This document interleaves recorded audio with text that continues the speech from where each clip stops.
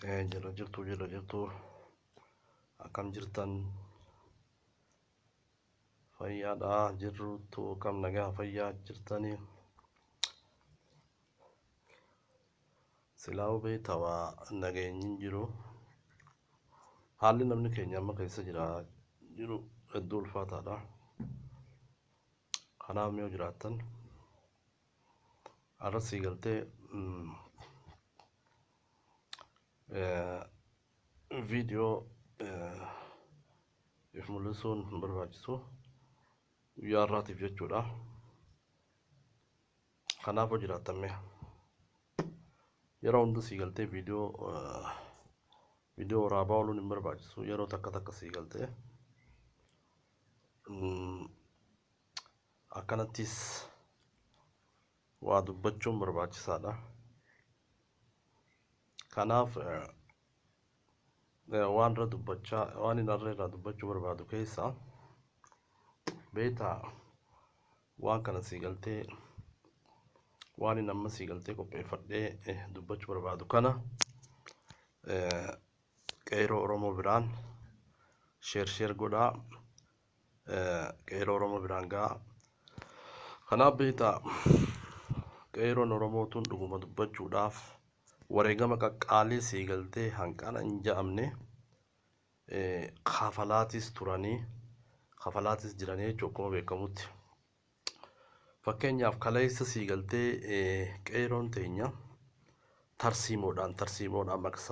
tarsiimoodhaan qindooyiteetii qabsaawaa turte abbaan qeeyrootis qabsoo tana sii galtee qindeesseetii qabsoon akkasii tufamte qabsoon itti fufaa turte namni qabsoo tana tarsiimoon qabsaa'uu fi tarsiimoo ala yookaan sii galtee qabsaa'uun sii galtee nama dhiba sii galtee yookaan wanni ati deemtuun tun akka laaftuutti galman geessu kanaaf namni keenya arraan tana sii galtee abbaan qeeyroo abbaan tarsiimoo sii galtee abbaan waa hundaa Jawaar Mohaammed sii galtee hidhamee jira hidhaa keessatti illee akkuma beekamutti dhibamee jira haala yaachisaarra jira jechuudha kanaaf mootummaan biltsiginnaatu yookaan warroonni habashaa akkuma beekamutti jalqaba sii galtee Jawaar Mohaammed ajjeesuudha Jawaar Mohaammed ajjeesanii qabsoo Oromoo tanaa fi wareegama qeeyroon teenya kafalte kana of duuba deebisuudhaaf waan godhamaa jiru jechuudha kanaaf qeeyroon teenya wal madaaluun barbaachisaadha arraan tana sii galtee abbaan qeeyroo hidhaa keessa osoo jiru ol deebinee rafuun ol deebinee cal jennee taa'uun salphina birallee kutee ummanni habashaa akka sii galtee qeeyroon tun maal akka taate nu laallachaa jiranii kanaaf eenyummaa keenya qabsaa'ummaa keenya itti agarsiisuun barbaachisaadha jechuudha kanaaf amma yoo fakkeenya kan fudhannu taate warraaqsii yookaan diddaan gabrummaa yookaan wareegamni qaqqaaliin harargeerraa ka'ee jira akkasumas sii galtee godina Arsiirraayis wareegama qaqqaalii fi qabsoo jabduu deemaa jira kanaaf amma fakkeenyaaf Oromoonni kaan Shawaan Wallagga Jimma sii galtee walirra laaluu osoo hin taane biitii Oromiyaatu sii galtee Oromootii biyya waliin qabnaa sii galtee yoo gabroomnes waliin gabroomna yoo sii galtee gabrummaan habashaa kan dura deebitu taates walumaan dura deebite jechuudha kanaaf namni keenya keessaafuu ispeeshaalii warri Shawaa qabsoo tana keessa sii galtee hirmaachuun barbaachisaadha jechuudha yoo isin sii galtee kan jabaattan taate yoo keessaafuu warri naannawa addaa warri godina addaa naannawa Finfinnee jirtan yoo isin kan jabaattan taate qeeyroon Oromiyaa guutuu qeeyroon Harargee qeeyroon Arsii yeroo takkas sii galtee isin bira dhufanii magaalaa Finfinnee san to'achuun ni danda'ama jechuudha mana hidhaa sii galtee manni hidhaa cabsitanii Jawaar Mohaammadii fi hidhamtoota Oromoo hunda mana hidhaa keessaa yaasuu ni dandeessanii jechuudha kanaaf bakka isin laaffattanitti qeeyroon Arsii qeeyroon Harargee wareegama qaqqaalii kafalaa yoo oolte galma ga'uun hin danda'amu. Kanaaf namni keenya keessaafuu qeerroon shawaa wanni beektaa irratti xiyyeeffannee qeerroo shawaa jennuuf biyyaa shawaadha. Ammallee siigaltee masaraan mootummaa shawaa jirti. Manniidhaa shawaa jira. Gabroonfataan hamaan shawa jira.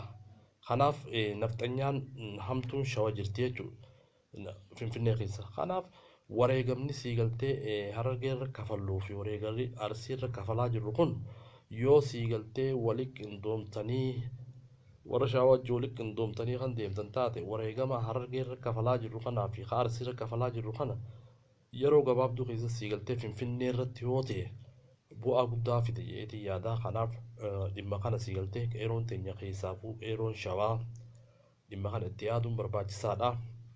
Bakki siigaltee hanqinni nutti mul'achaa jiruun obboleeyyan keenya qeerroo shawaa biraa jechuudha. Kanaaf namni siigaltee jalqaba gabrummaan hamtuun itti keessa seenuu deemu isinii warra shawaati.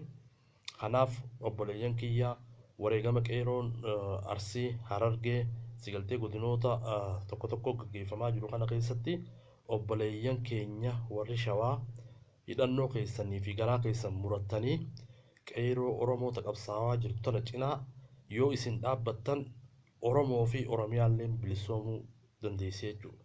Yoo isin siigaltee naannawa shawaa teessanii kan siigaltee qabsoo gadi hin geessine yoo kan taatu taate bilisummaan Oromoo hin jirtu. Gabrummaa amma 150 siigaltee ta'a biyyi yaadaa jiru ta'a maarree yaadaa jiru san nurra deebi'uu deemte jechuudha. Kanaaf akka kanan taane qophaa'uun barbaachisaadha. Qeerroo teenya gargaaruun barbaachisaadha. Odeeffannoo jirtu wal jijjiiruun barbaachisaadha.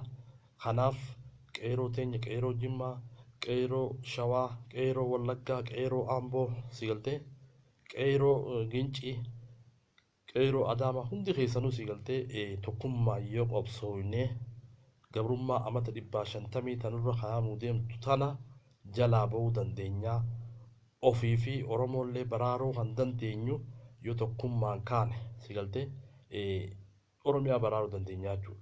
Amma siistamni mootummaan itti deemaa jiru siistama gaafa siigaltee Minilik biyya cabsuudhaaf Oromiyaa keessaa fi Itoophiyaa keessa gad diriirsaa ture sanitti deemaa jiran jechuudha. Kanaaf garee tokko siigaltee qeerroo Oromoo tana godina tokko fakkeenyaaf godina Jimmaa kan qaban taate Harargeen qabsooytee jetti siigaltee Harargee cabsanii jechuudha. Laaftuma gad deebi'ee jetti Harargee cabsee to'ataa jechuudha. Qeerroon Arsii yeroo akkasii wareegama qaqqaalee kafalti yoo walii tumsuun hin jiraanne qeerroon Arsiitiis siigaltee mootummaan tun irra bobbaatee humna isii guutuudhaan qeerroo tana dhabamsiisanii uummata Oromoo siigaltee balleessanii jechuudha. Kanaaf akkanan taane of qopheessuun barbaachisaadha jechuudha. Especially qeerroon shawaa obboleeyyan keenya shawaa jechuudha. Kanaaf dhaamsa kana sheer olii godhaa. Kanumaan akkanatti osoo itti yaadiniin siigaltee waan kana dubbachaa jira. Thank you.